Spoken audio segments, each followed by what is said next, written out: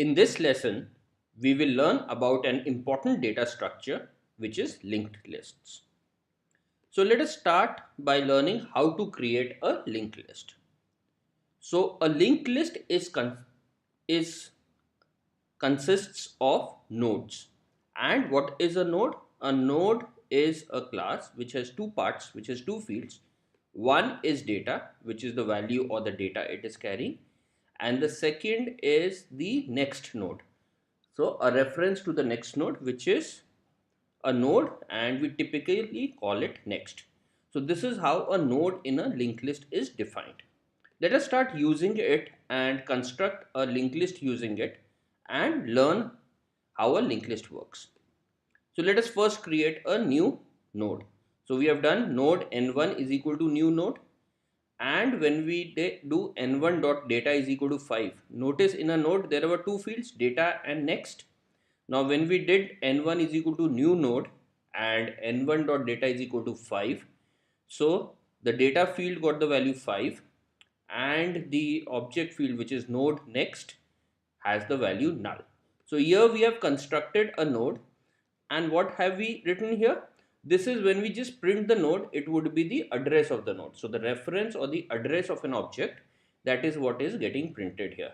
So this is the value. If we just do system.out.println n1, this is what will get printed on the screen. So any such value which would vary on your machine. So node at the rate means this is an object of type node and its reference or address is this. Let's construct another node. So here we are constructing a node n2 is equal to new node and n2 dot data is equal to 10. So exactly like the previous one. So we have a node n2 here.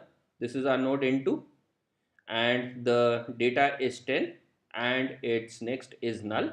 And this again has a very similar reference that when we print it, we see it similar, node at the rate. So which shows it is an object of type node and its address is this. So notice so far these two nodes are not associated with each other. We have just created two instances of the class node and named them n1 and n2. Now there is something very interesting we are doing here. We are saying n1 dot next is equal to n2.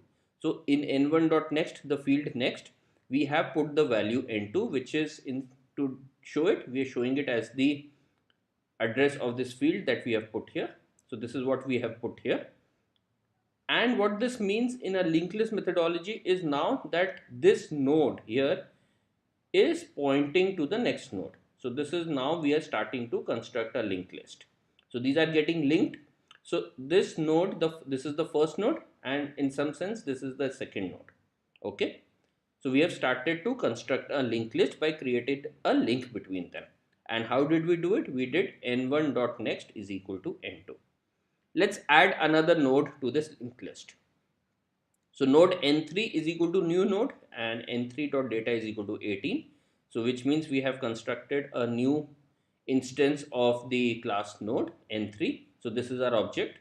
Again, this object has a reference or an address, and this node is right now not connected to the others. So the other two nodes are connected like this as we saw it.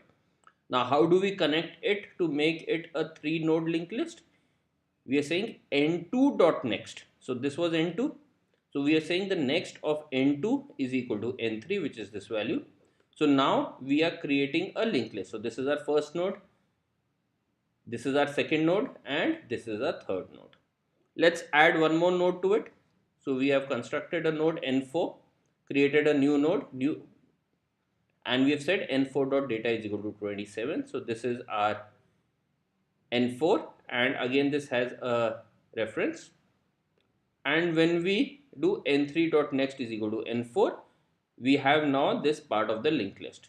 So now we have constructed a linked list which has 4 nodes in it.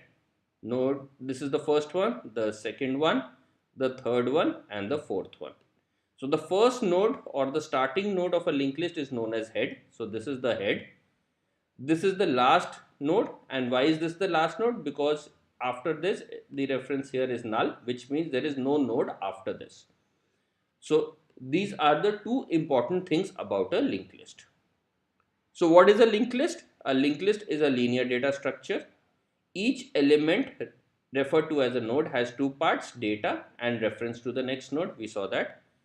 The reference of the last node is null. The reference of the last node we've seen is null, which that is why it is the last node. And the starting node or the first node is called the head. So in this case, this is the head of the linked list. Okay.